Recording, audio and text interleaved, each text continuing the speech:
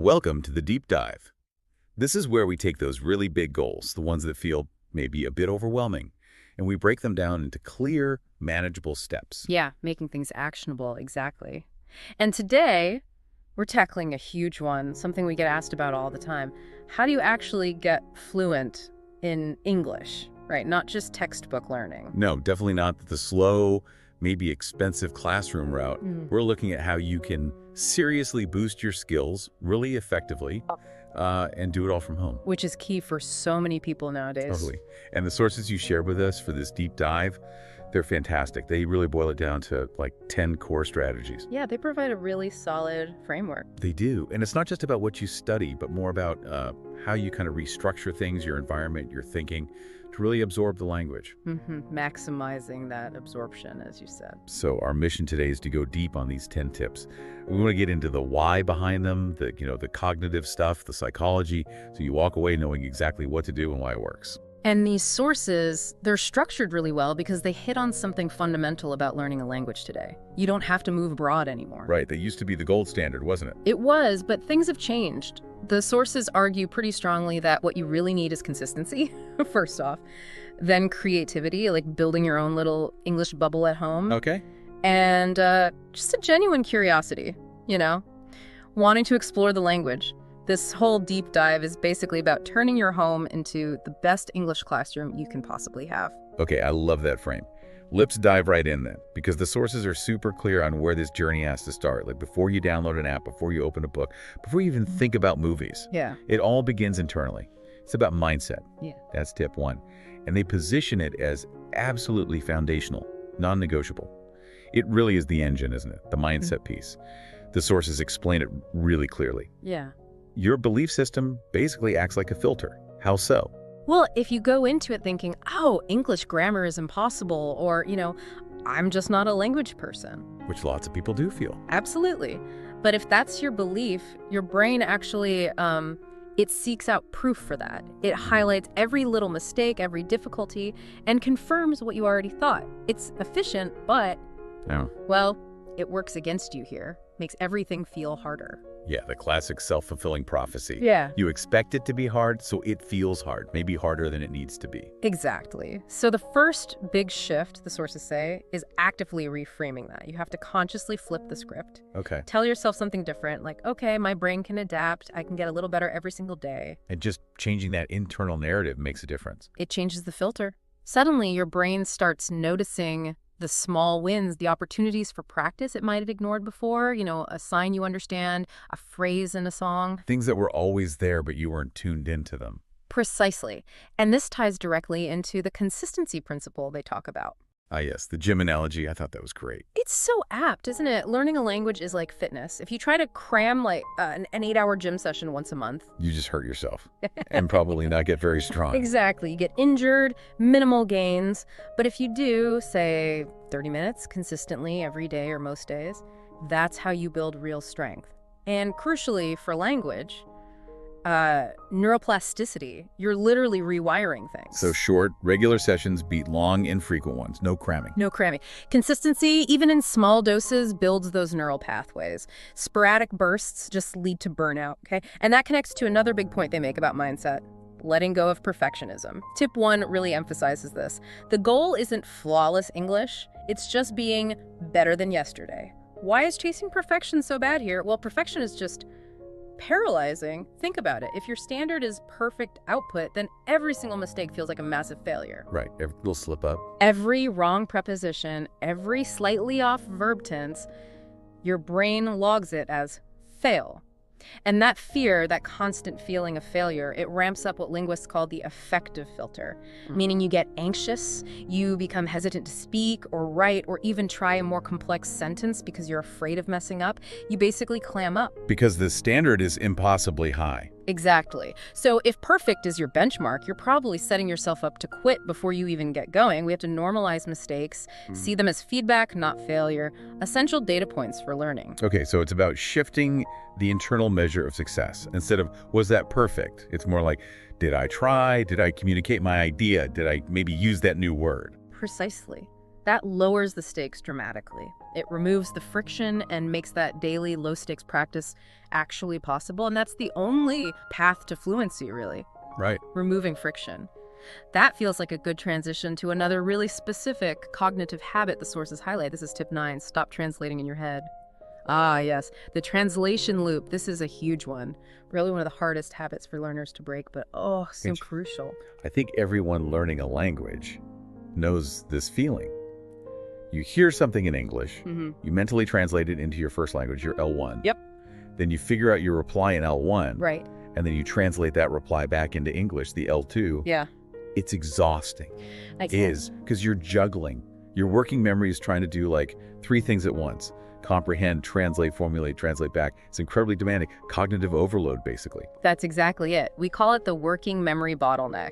It leads to that slow, hesitant speech, pauses while you're searching for words, and it's just tiring. To get that flow, that fluency, you have to cut out the middleman, the L1 translation step. Okay, so how do you actually do that? It feels like such an automatic process. Well, the sources offer a really smart strategy. It requires discipline, but it's simple in concept. Which is? Start really small. Don't try to debate politics in your head in English from day one. Okay, yeah. The advice is to consciously practice thinking directly in English, but using super simple, immediate thoughts, things happening right now. Like narrating your own life, almost. Exactly. Just mundane stuff. This tea is hot. I need to check my email. It looks like rain.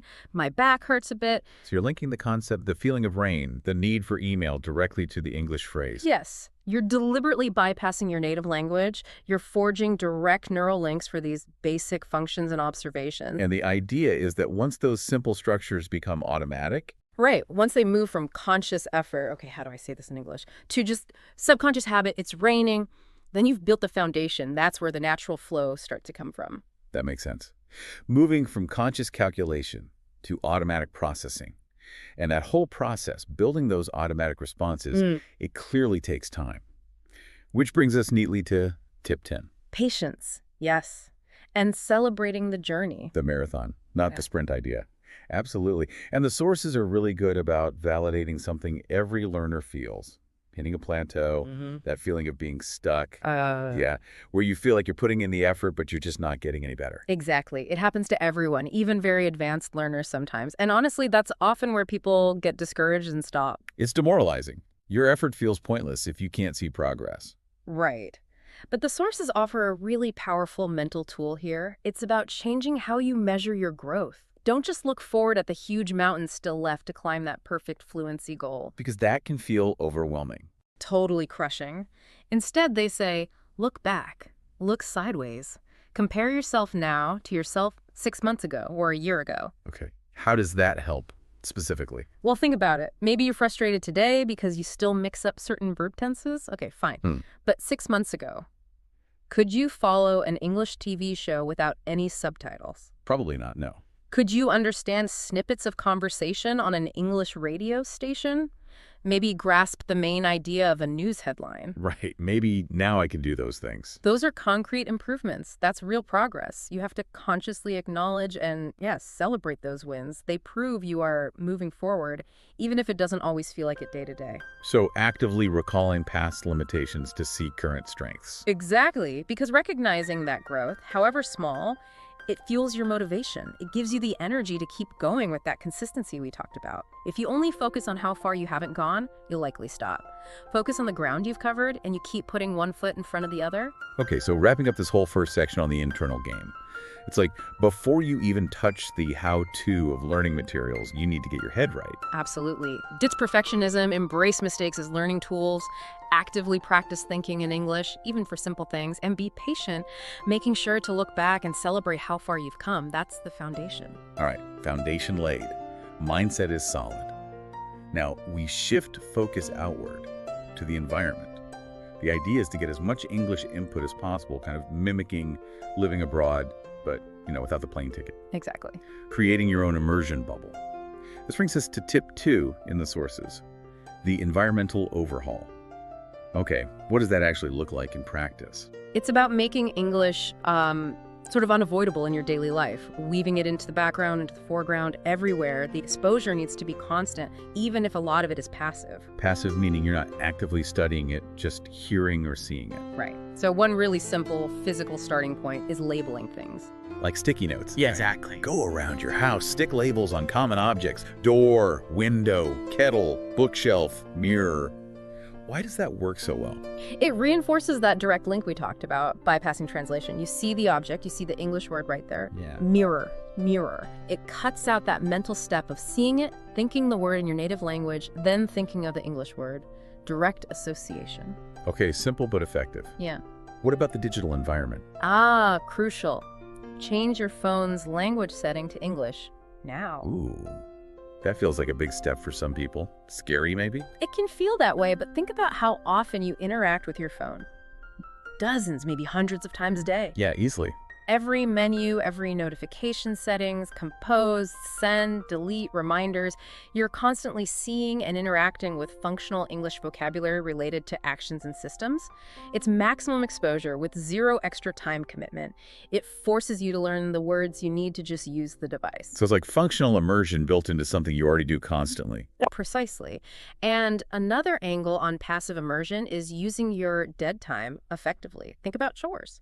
Like washing dishes or folding laundry. Exactly. The sources strongly recommend having English audio playing during those times. English radio, podcasts you enjoy, audiobooks. Even if you're not fully focused on it. Especially then. You're busy with the task, yes, but your brain is still soaking in the sounds, the rhythm, the intonation patterns of English in the background. So it's training your ear even when you're not consciously studying. Absolutely. This passive listening is incredibly important for picking up the prosody of the language, the musicality, the stress, the rhythm, things grammar books can't teach you. You start to subconsciously differentiate meaningful sounds from just noise. The overall goal here, as the sources put it, isn't study 24/7, right? It's more like live in English a little every day. Exactly. It lowers the pressure, makes it sustainable, while still maximizing that input. Okay, that makes sense. And all this constant sound exposure, passive or active, perfectly sets up the next strategy. Tip 3, listening like a child. Yeah, this is a fascinating perspective. The sources remind us, how do babies learn their first language? By listening mostly. And copying, I guess. No grammar lessons. Exactly. They're immersed in sounds, they listen, they absorb, they connect sounds to meaning and context over time. As adult learners, we need to intentionally tap into that natural process. Prioritize listening. Lots of it. So this means deliberately choosing English media podcasts, YouTube, TV shows, and just listening, even if you don't understand everything at first. Yes, even if your comprehension is, say, only 40 or 50% initially. Many learners get stuck here. They feel like, oh, I need to understand every single word, or it's pointless. Yeah, that feeling of being lost can be discouraging. But it's actually counterproductive to wait for full comprehension. Your brain is smarter than that. It's a pattern recognition machine. Even when you don't get the exact meaning, it's picking up on recurring sounds, common phrases, how questions are formed, how intonation signals emotion. So just the sheer volume of exposure helps the brain decode the patterns over time. Yes. The more you listen, the faster those initially confusing sounds start to morph into recognizable linguistic patterns. Noise becomes language. Okay, and this leads into a really specific technique they recommend for making listening more active, right? The mimicry technique. Oh, this is gold. This turns passive listening into active vocal training. It's super powerful. So how does it work? It's not just repeating words back, is it? No, it's much more detailed.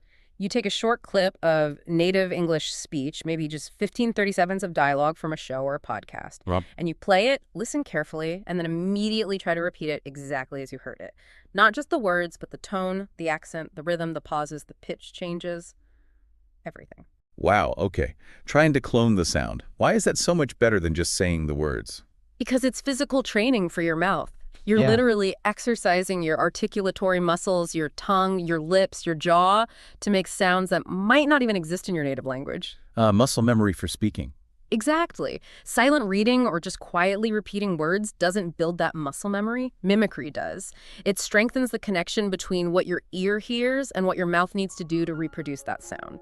It bridges the gap between understanding and speaking. And you start to internalize the natural flow. Yes, you learn where native speakers naturally pause, which syllables they stress, how they link words together, those little contractions and reductions that make speech sound fluid and natural, stuff you just can't get from a textbook. That makes a lot of sense. Physical practice for fluency. Now, sticking with media consumption, tip 7 tackles the big question: subtitles. To use them or not. Right, the subtitle challenge.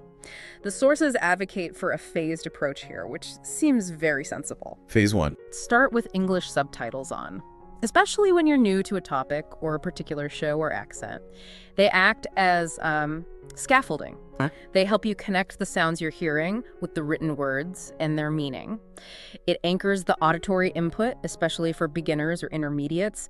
It confirms what you think you heard. Okay, so they're useful initially, but then there's a pivot point. Yes, and this is critical. After a while, maybe once you're more familiar with the characters or the topic, or you feel your listening isn't improving much anymore, you have to turn the subtitles off. Take the safety net away. Why is that step so important? Because fundamentally, your brain is efficient, maybe even a bit lazy. If the text is there, it will naturally rely on reading the words rather than putting in the harder work of processing the sounds. So subtitles can actually become a crutch that prevents your listening skills from fully developing. They can, yes. Removing them forces your brain to rely solely on the audio input. You have to pay closer attention to context, to tone of voice, to the sounds themselves to figure out the meaning.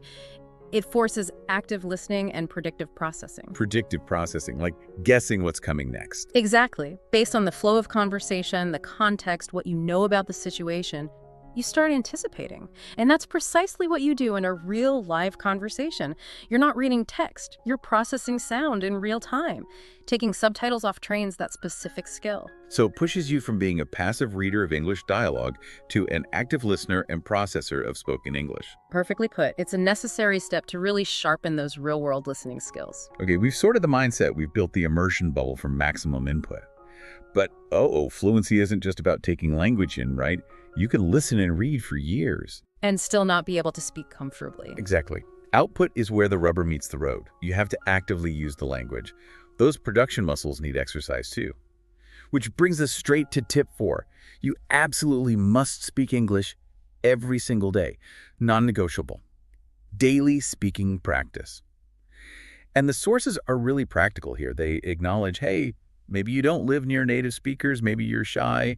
That's okay. So you don't need a conversation partner right away. Not necessarily to start building the habit. The key is solo practice techniques, simple things you can do alone. Like what we touched on narrating actions earlier. Yeah, that's a great one. Keep doing that. Talk to yourself out loud.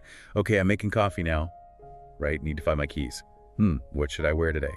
It forces you to retrieve and use everyday vocabulary and context. And it's zero pressure because no one else is listening. Zero pressure. Another good one they suggest is talking to yourself in the mirror for, say, 5 minutes. Seriously. Like giving yourself a pep talk. Or just explaining your day. Talking about an opinion you have on something. Summarizing an article you read.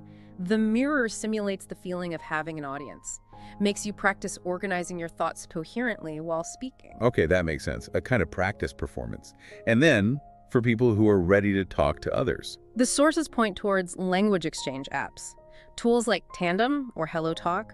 These connect you with real people, often native English speakers who are trying to learn your language. So it's a swap. Low pressure, mutually beneficial. Exactly. It's a safe space to try out your speaking skills with real humans, get corrections, and practice conversation flow. It puts tip 4 into real-world action. And this loops back to mindset, doesn't it? The idea that confidence comes after action, not before. Absolutely critical point. You don't wait until you magically feel confident to start speaking. That day might never come. You start speaking despite feeling hesitant or nervous. You make mistakes, you learn from them, you have small, successful interactions.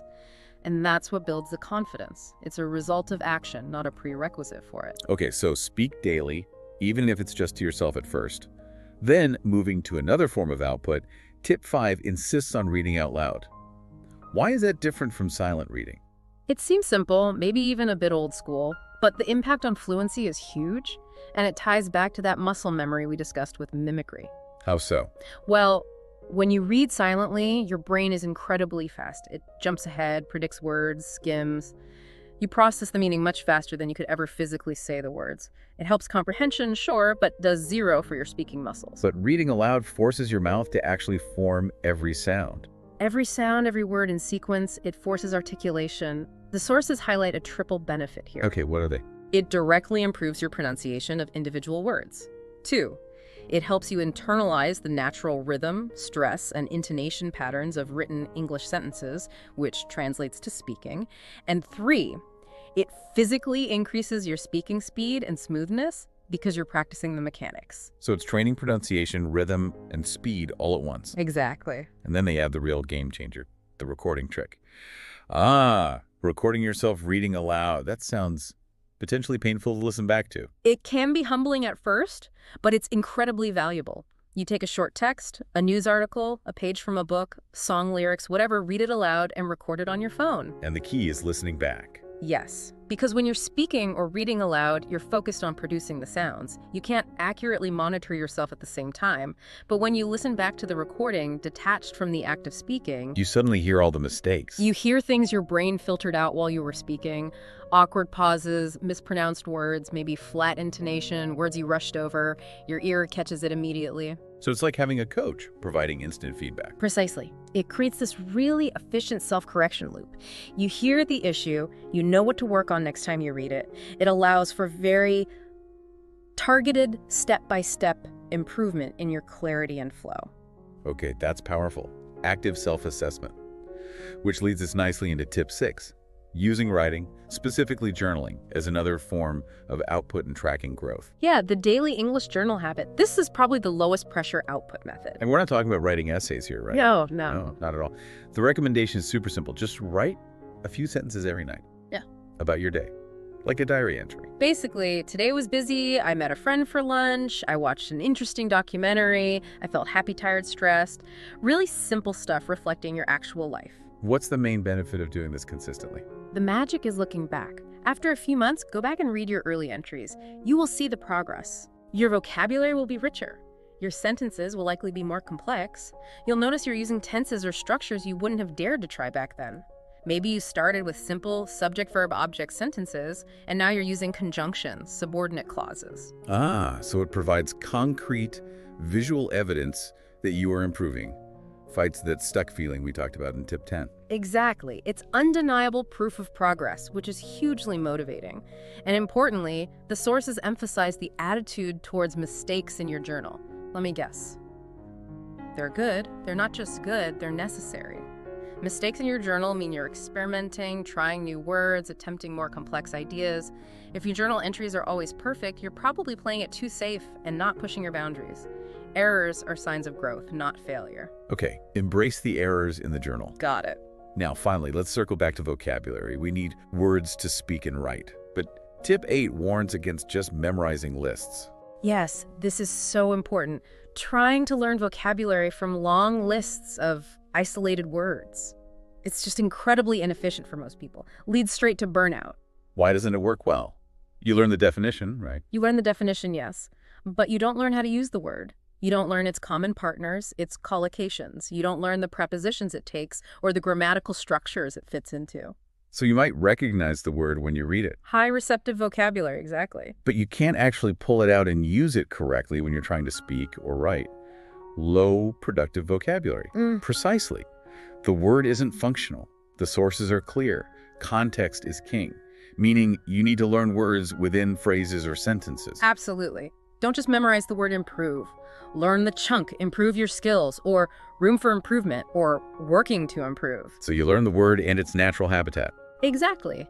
Living it in a phrase or sentence locks in its usage patterns. It connects the word to a schema, a network of meaning in your brain. This makes it much easier to retrieve and use correctly and automatically in conversation. And this is where specific tools can really help. Yes. The sources specifically mention flashcard apps that use spaced repetition systems, or SRS, like Anki or Quizlet. And the key is how you make the flashcards. Right. Don't just put the single word on one side and the definition on the other. Put the target word within a meaningful sentence or phrase on one side, maybe with the word blanked out, Okay. and the full sentence or the translation on the other. The SRS algorithm then prompts you to recall the entire chunk at increasing intervals. So you're constantly practicing the word in context, reinforcing its natural usage. Exactly. It trains functional vocabulary words you can actually use fluently and accurately without having to stop and think about grammar rules. It integrates the word naturally into your active vocabulary. Wow, okay. That was a really comprehensive deep dive. We've covered a lot of ground, moving from the internal to the external and back again. It's a holistic approach, really. Yeah. It is. So just to quickly recap the big themes, we started with the absolute necessity of the internal game changer. Sorting out your mindset, ditching perfectionism, stopping that mental translation habit, getting your head in the right space first. Crucial. Then we moved to building that immersion bubble at home, overhauling your environment, labeling things, changing phone language, and using smart input strategies like listening like a child, mimicking native speakers, and tackling the subtitle challenge strategically. Maximizing that input, making English unavoidable. And finally, driving fluency through active output. The mandate to speak daily, even just to yourself. Reading aloud for the physical practice and using recording for feedback. Keeping a journal for low-pressure output and tracking growth. And learning vocabulary in context, not lists. Yeah, pushing the language out consistently. The thread connecting all 10 strategies really seems to be consistency. Small, daily actions across all these areas. Consistency and curiosity. It's not about innate talent or needing to move country anymore. It's about consistently applying these creative strategies with a curious mindset. The overall goal, really, is to weave English so deeply into your life that it stops feeling like steady. Right. It just becomes part of your lifestyle. Exactly. It's on your phone. It's in your passive listening during chores. It's in the way you think about simple things. It's in your entertainment choices. It's in your nightly journaling. It becomes integrated. And that leads to this really interesting final thought from the source material. Yeah. They suggest that at some point, you stop feeling like you're learning English. Yeah. The quote is something like, "You're not learning English anymore, you're living it." Which is a powerful shift. It is, and it raises a really interesting question for you, the listener, to think about as you implement these things. It goes beyond just language skills. How so? Well, think about the identity shift. If you move from thinking of yourself as someone struggling to learn English to someone who actually lives partly in English, how does that change things? How does identifying English not just as a task you have to do, but as a lifestyle you've adopted? How might that fundamentally boost your confidence, your sense of capability, not just in English, but maybe in other challenging areas of your life too? So the confidence gained from mastering this complex skill through your own discipline. Yeah. It spills over. It often does. That feeling of self-efficacy, of I set out to do this hard thing and I'm doing it step by step. That's a powerful engine for growth in general. Something definitely worth reflecting on as you embark on this journey.